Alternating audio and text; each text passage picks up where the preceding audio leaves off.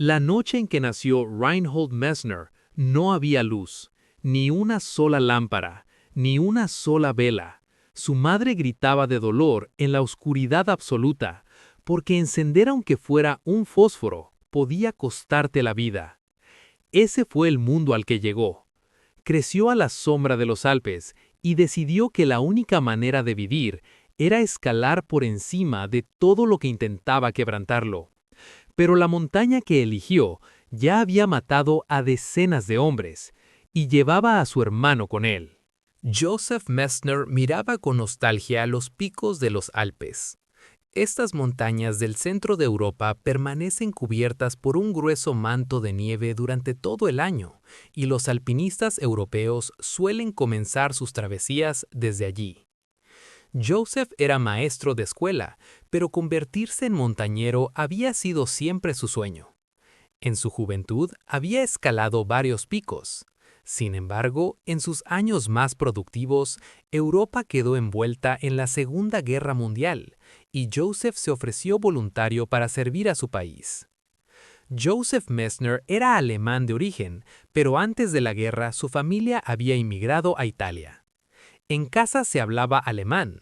Los Alpes del norte de Italia lo fascinaban tanto que se estableció cerca de ellos, en la ciudad de Brixen, en la región del Tirol del Sur. Es posible que Joseph fuera uno de esos alemanes que se opusieron al régimen fascista y eligieron marcharse cuando Hitler llegó al poder. Sin embargo, Joseph nunca explicó por qué había dejado Alemania. Se casó con una mujer alemana y tras obtener la ciudadanía italiana, eligió la enseñanza como profesión. Irónicamente, el régimen fascista que había intentado dejar atrás lo siguió hasta Italia en la forma de Mussolini. Pronto comenzó la Segunda Guerra Mundial e Italia se alió con Alemania. Las fuerzas aliadas atacaron Italia y los bombardeos se volvieron frecuentes. Ni siquiera los pueblos pequeños estaban a salvo. Brixen fue bombardeada varias veces. Durante 6 años, Joseph y su familia vivieron en la oscuridad. Las normas de apagón eran tan estrictas que quien encendiera una luz podía ser fusilado en el acto. Incluso en emergencias, encender una lámpara estaba prohibido. El año 1944 trajo cambios. Las señales de la derrota de Alemania se hacían cada vez más evidentes, y los movimientos de resistencia contra Mussolini y los alemanes crecían en Italia. En este tiempo difícil, la esposa de Joseph quedó embarazada. Su estado empeoró, y lloraba de dolor por las noches, pero Joseph no podía encender ni una lámpara para ayudarla. Entonces, en una noche fría, el 17 de septiembre de 1944, bajo un estricto apagón, dio a luz a un hijo en completa oscuridad. Joseph no sintió alegría por la llegada del niño, pues creía que añadía más cargas a sus dificultades. No obstante, el niño nació y fue bautizado como Reinhold Messner. Nadie sabía entonces que ese niño se convertiría un día en famoso en todo el mundo. Reinhold era un niño tranquilo e introvertido. Ni siquiera sus padres entendían lo que pensaba. A los 3 o 4 años se sentaba solo, perdido en sus pensamientos. Un día Joseph le dijo a su esposa: «Creo que es débil y que no le gusta el esfuerzo físico». «No», respondió su madre con orgullo, «mi hijo es un pensador. Ya verás, haga lo que haga, llegará muy lejos». Joseph no estaba de acuerdo. Siendo montañero él mismo, creía que escalar exigía una enorme fortaleza física. Decidió enseñarle alpinismo al joven Reinhold.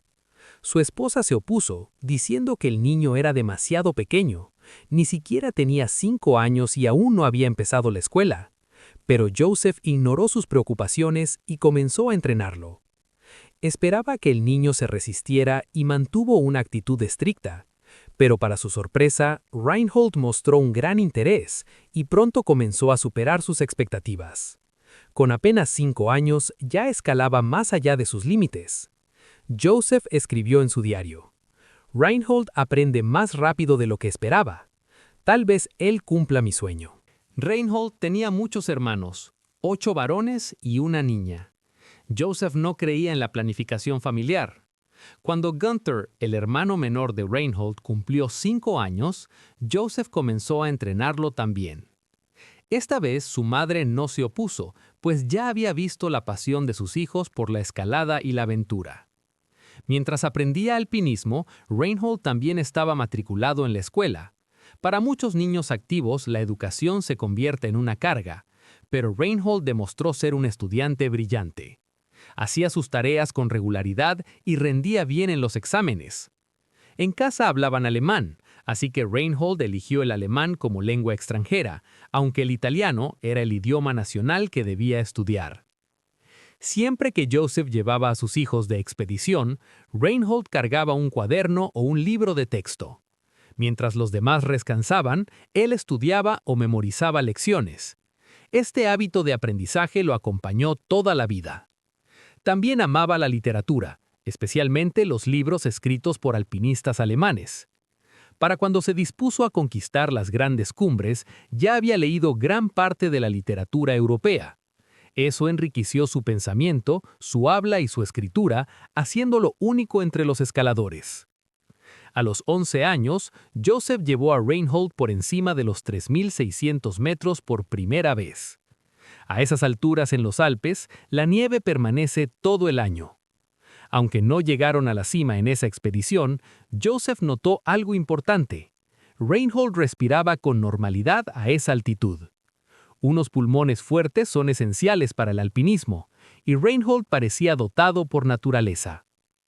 Años después, Reinhold y su hermano menor Gunther emprendieron su primera escalada independiente. Joseph les dijo que les había enseñado todo lo que sabía. Ahora tenían que aprender por su cuenta. Durante la ascensión, Reinhold iba al frente, asegurando las cuerdas y guiando a su hermano. En un momento dado, llamó hacia abajo. ¿No tienes miedo? Gunther respondió, no le tengo miedo a las montañas. Reinhold le contestó con firmeza, deberías tenerlo. Un escalador que no le tiene miedo a las montañas es un escalador muerto. ¿Y a ti tienes miedo?, preguntó Gunther. Sí, dijo Reinhold simplemente, porque quiero escalarlas, no morir cayendo de ellas. En esa expedición, los hermanos escalaron un pico de más de 5.000 metros. No se consideraba extremadamente difícil, pero ellos tenían apenas 13 y 11 años. En esa cima hicieron una promesa: serían montañeros y nada más. Los años que siguieron fueron de ascenso imparable en todos los sentidos. A lo largo de sus 20, Reinhold fue de cima en cima por los Alpes y más allá, forjándose una reputación como uno de los alpinistas más audaces de Europa. Completó sus estudios universitarios en arquitectura, pero las montañas siempre lo llamaban de vuelta. Era metódico y tomaba notas detalladas tras cada escalada. ¿Qué había funcionado? ¿Qué casi lo había matado? ¿Qué hubiera hecho de otra manera? Gunther creció a su lado. 2 años menor, siempre había sido el más callado de los dos, menos calculador que Reinhold, más instintivo. Donde Reinhold estudiaba una montaña como un problema a resolver, Gunther la sentía. Los amigos que escalaban con ellos decían que los hermanos se movían como un solo cuerpo. Reinhold leyendo la ruta por delante, Gunther confiando completamente en él. Rara vez discutían en la montaña. Fuera de ella, eran inseparables. Para 1970, Reinhold tenía 25 años y ya era considerado uno de los mejores alpinistas de su generación. Había puesto su mirada en algo que definiría su vida: el Nanga Parbat, la 9ª montaña más alta del mundo, conocida entre los escaladores como la montaña asesina. Su cara rupal, una pared vertical de roca y hielo de casi 5 kilómetros de altura, nunca había sido escalada. Varias expediciones lo habían intentado, ninguna lo había logrado. Reinhold quería ser el primero, y quería a Gunther a su lado.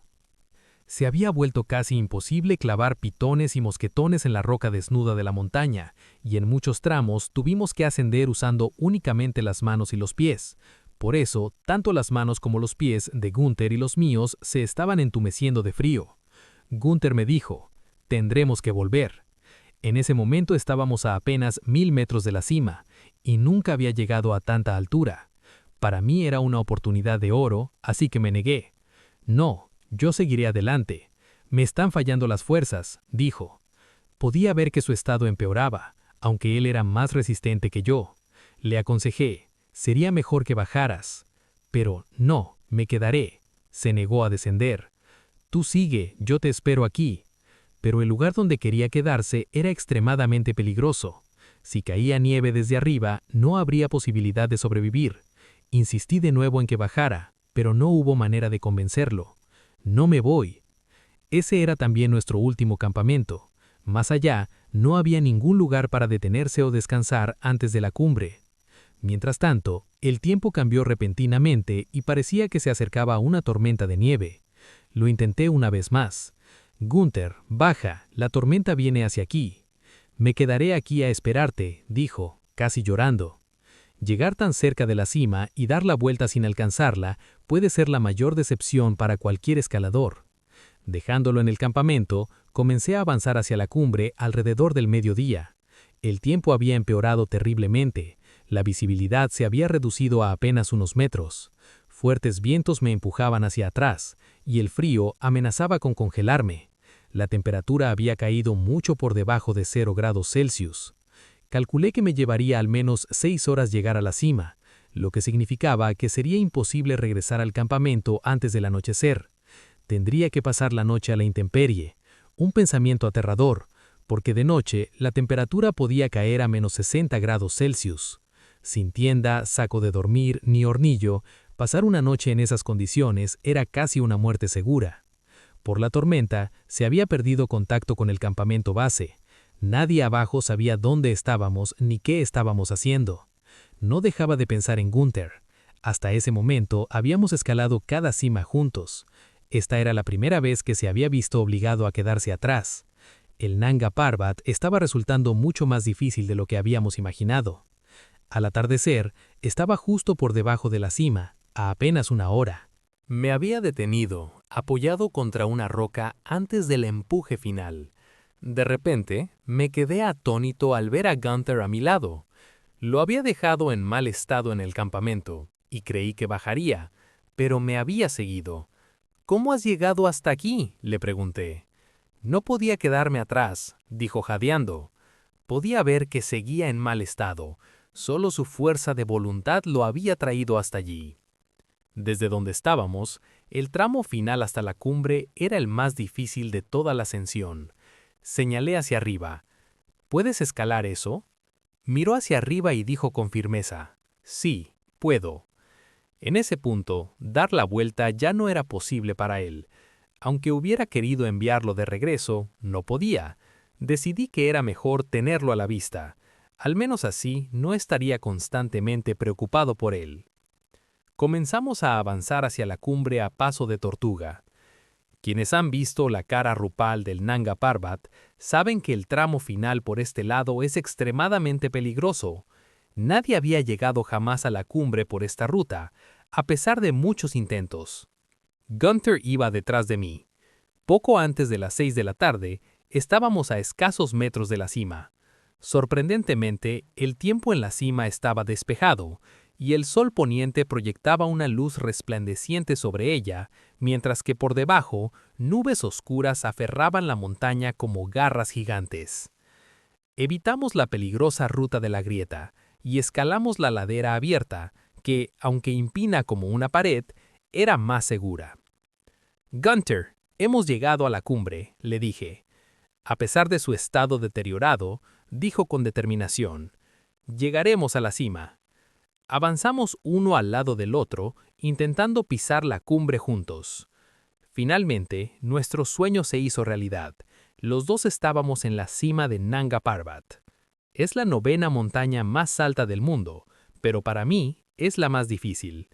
Nos abrazamos, desbordados de alegría.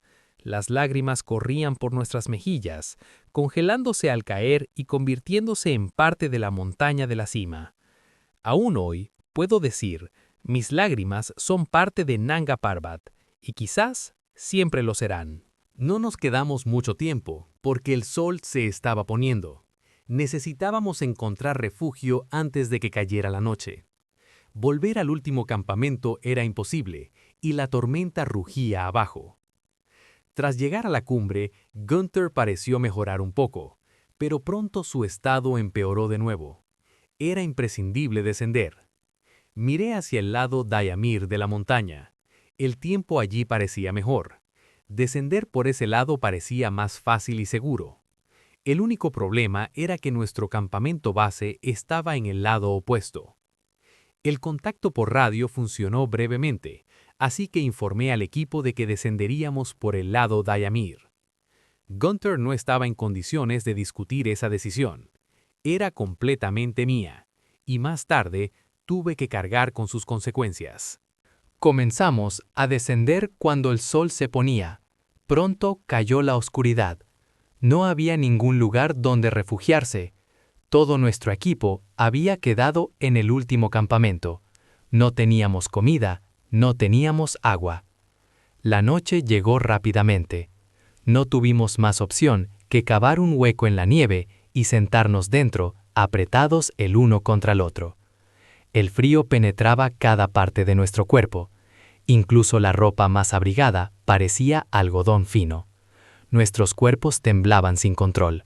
Me di cuenta de que estábamos cayendo en hipotermia. A esa altitud, pasar la noche sin equipo es inimaginable, pero lo hicimos. Nos mantuvimos despiertos, sacudiéndonos mutuamente cada vez que uno de los dos parecía quedarse inconsciente. Dormirse significaba morir. Finalmente, al amanecer, apareció la luz del sol. Estábamos llenos de alegría, habíamos sobrevivido la noche. Pero el descenso estaba lejos de terminar. A medida que seguíamos bajando, el agotamiento, la deshidratación y el frío pasaron factura. En algún momento, Gunther se desvió de la ruta sin que yo me diera cuenta. Cuando finalmente lo vi, estaba muy por debajo. «Vas por el camino equivocado, vuelve», grité. «No puede volver a subir», respondió. No había nada que pudiera hacer. No nos quedó más opción que descender por separado. Poco después, vi una avalancha masiva barrer la ladera por donde podría haber estado Gunther. El corazón se me paró. Si no había encontrado refugio, no había ninguna posibilidad de sobrevivir. Continué solo. Durante días, vagué montaña abajo, hambriento, deshidratado y semiconsciente. Mis dedos de los pies estaban gravemente congelados. Finalmente, un pastor local me encontró y me llevó al lugar seguro. Había llegado a la cima del Nanga Parbat, pero a un precio terrible. Perdí a mi hermano. Y perdí 6 dedos de los pies. Cuando regresé a casa, mucha gente me culpó por la muerte de Gunther. Decían que mi decisión de descender por el lado de Amir había sido un error. Pero sigo creyendo que mi decisión fue la correcta, dadas las circunstancias. Sin embargo, nunca he olvidado a mi hermano.